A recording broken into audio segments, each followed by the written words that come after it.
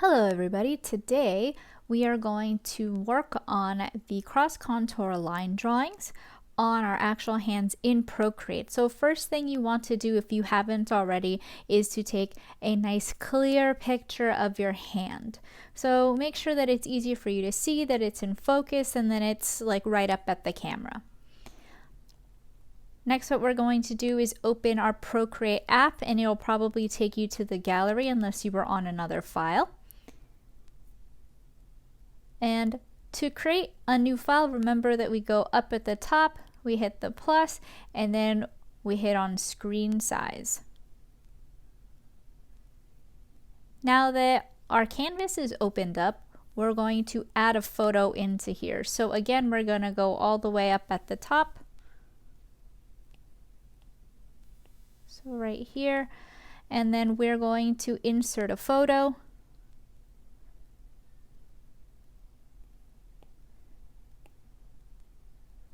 Find your photo. If you need to resize it, then you can resize it. I'll usually hit it to fit the screen. So if I make it small and I adjust it but I don't really like it, you can hit the reset button. You can fit it to screen, whatever way works for you, that it's taking up as much of the canvas as it can without getting cut off too much. Now, to get out of this screen where I see this menu at the bottom, I can click on any of the above buttons. So I'm actually going to click on the layers tool. So you can see that I have a layer 1 and then I have my inserted image. I don't really need a layer 1, so I'm going to swipe it over to the left and delete it. Now I have my inserted image. So now that it's blue, it's selected, I can tap on that, rename this, and I'm going to rename that hand. So some of you already had this file, which is great. I'm going to be drawing on top of this today. So again, I'm reminding you that if I draw while I'm in this layer and I want to get rid of something or adjust it and I want to erase a line that I make, I'll also be erasing the photo. So I want to work on top of this. If I add a new layer, it's like I'm adding like a clear like tracing paper on top of this. So if I draw on here now and I try to erase, it won't affect the picture at all. So now I have a layer 2.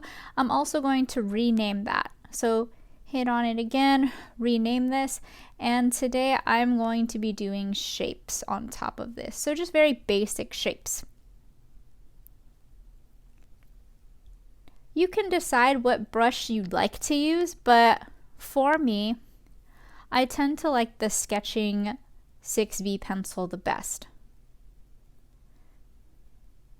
Adjust the size so that it's not necessarily too large or too skinny. Usually something in the middle is fine. You can always work at it by testing it out. So draw with your finger or with your stylus, whatever you have, so that you know what size you're working with ahead of time. I'm also going to pick a color that's really easy to see for me to start out with. So I'll click in my colors and pick an easy color to see. It's already kind of loaded in my history, so I'll do a purple color.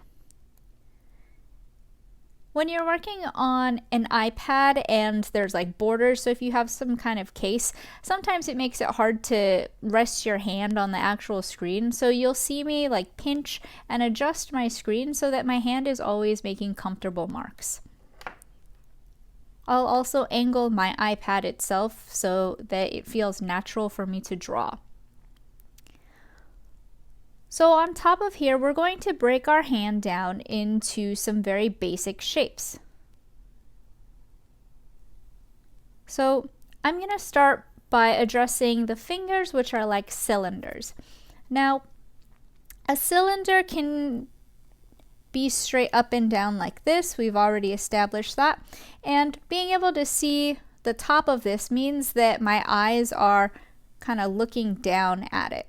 So I'm going to try to make it make sense with my fingers as well to give them cylindrical shapes and deal with the way that I'm facing them. So my fingers almost like it's going away from me. So I see it would break down like this. I'm going to break down this finger like one at a time, so I'm going to start with the top. So with the top, I see this kind of cylinder that's going away. I can see kind of up into it. That's what all of the fingers will break down into, is basically cylinders.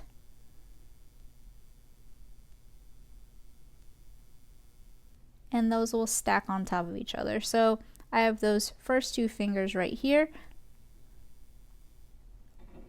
So get any that are facing away from you. I'll also get the tips of the bottom ones down here. So this one's really easy for me to see, the pinky finger. This one is pointing kind of downwards. So the tip of the finger isn't facing me, right? It's facing away from me. So the other end is what I'd see. It really kind of straightens out right there actually, but we'll just get that for now.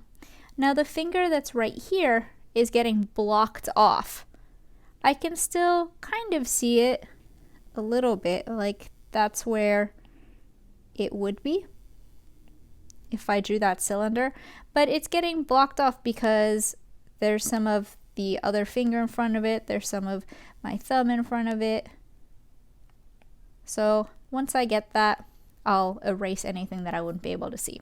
So those are all the tips of my main 4 fingers. I'm not going to do the thumb yet because it only breaks down into 2 parts.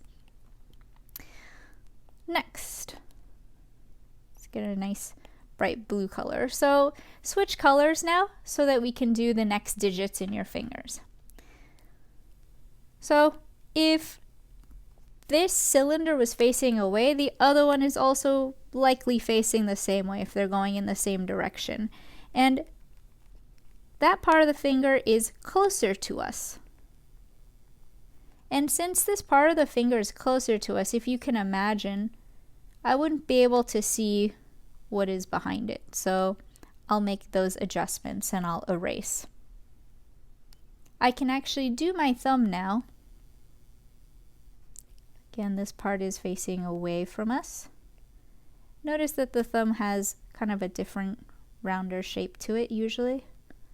And I'm skipping the nails. So you see in the pinky and in the thumb, I'm skipping the nails. So if you have nails on yours, you can also skip them for now.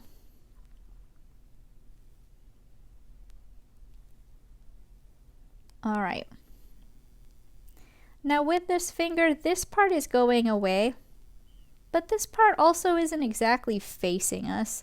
Like I said, it kind of straightens out there almost.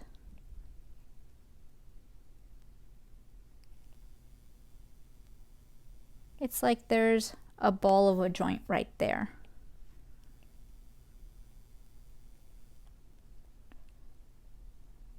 And this finger,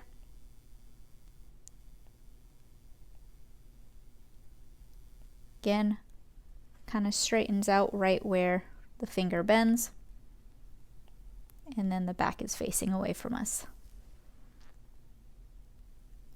Last digit of the finger.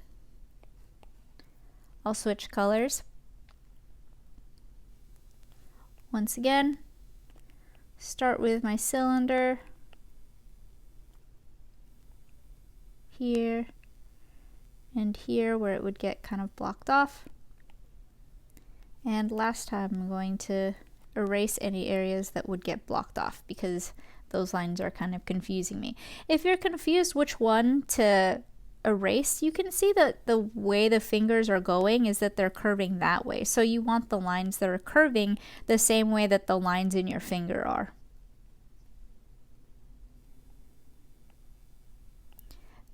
Kind of morbid, but if you think of like cutting the finger, that you would be able to see the bottoms of it. All right, in my thumb, that area kind of straightens out just like before.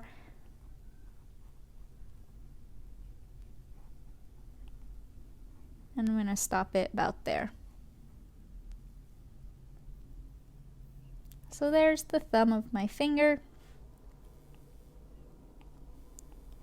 Really wouldn't be able to see in that at all. Now there's just the tiniest indication of the rest of that pinky finger right there.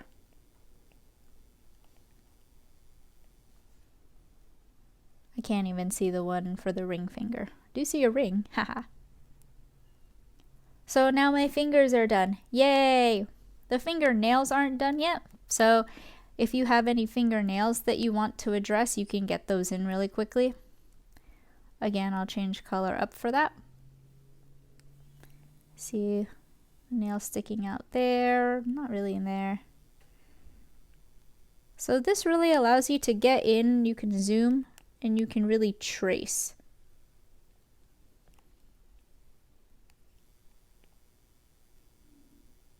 Now this is going to sound horrible, but you really want to make sure that you're in the right layer when you do this. So if I check in my layers, you can see that my shapes one is blue. That's the one that's selected. So I'm working in my shapes layer. If I get rid of it, so I can like uncheck it, you see these little check boxes at the end. If I uncheck it, I still see that there's a clean like photo behind here. And by rechecking it, I can make it visible again. That turns the visibility on and off. So always make sure that you're working in the right layer. I can't tell you how many times that goes wrong for me. And it might be paranoid, but you want to double check almost all the time. Okay, so now that we have the fingers done, obviously we have to do the rest of this hand. So I'm going to start by breaking down the palm. And the palm is really broken down into two main parts. So the first part is this really round area that you'll see around the thumb. And again, this is only if you're looking at the front. So if you look at the front of your hand, then you'll be able to see it. So this really round area in here. Then the rest of it is just moderately flat. If you want to simplify, it's almost like a squished rectangle. I'm not really worried about all of those extra curves of skin. That'll help me with some of the lines, but I'm going to simplify what my hand looks like for now. Really looking for the form of this, not the details. All right, finally, there's the actual wrist. So my wrist, again, is really flat kind of cylinder that just goes like that. And now I have all the lines on my hand broken down into very simple shapes. So tracing the shapes is just part one of how we're going to do cross contour lines on top of this. Hopefully you enjoyed the fact that we're essentially tracing a hand instead of trying to draw on from scratch. So it allows the base for the cross contour lines to already be good. For now, we're going to save this particular image. I don't really need the photo because you already have a picture of the photo. So you're going to go into layers, and then, like I said, you can uncheck different layers so that they're no longer visible. So I don't want to see the photo behind here. I'll uncheck on it. And now you see that I have just a nice picture of my hand. The background is white and it's kind of hard to see the yellow, so if you want to, you can go in and you can change the background color to something more interesting. It just depends on what colors you use. So you didn't have to use the same colors as me if you didn't want to.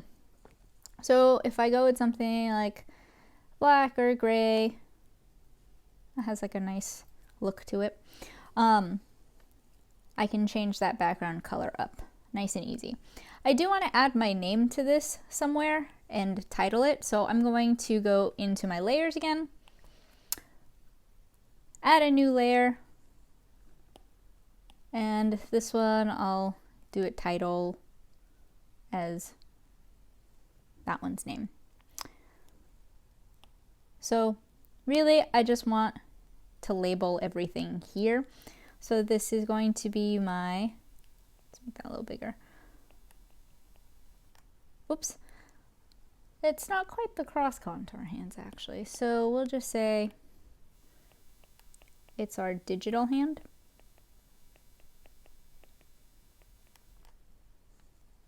And this is going to be part one. Next time we'll do the cross contours on top of here. I'm going to put the date. So it really just kind of looks like a sketchbook page, right? And then I can put my name somewhere here. So you can like draw your signature if you want to, but I also want to see your name somewhere. So name. If you really love what you did, then I suppose you could sign it too. I'm gonna go in here, erase this arrow. So now that I have everything kind of labeled out for me, I'm going to save this image. So to save an image, you're going to go into your Actions tool or your Actions menu. So remember, that's that little wrench up at the top up there. Oops. So all the way up there. So I'm going to hit Actions, and then I'm going to hit Share. So kind of confusing because it's not like save, right? It automatically saves for you. But in order to put it into our camera roll, we're going to have to share it to ourselves in a weird way. So for this, there's share image and then there's share layers. We want to share the full image now that it's done. So there's a couple of different file types. So there's Procreate, PSD, PDF, JPEG, PNG, and TIFF. I always do PNG files. So click on that, it'll say it's exporting. You are going to save the image. So here you see that it says copy, send to iTunes, and then save image. There's more at the bottom, but save image is the one that we want. Now if we go into our photos, you'll see that it's saved in there. And that's how you save photos. So please don't take a screenshot of your image. There's some times where I'll want you to take screenshots, but usually I'll want you to save the full image so that it's in your camera roll. And that's it for today.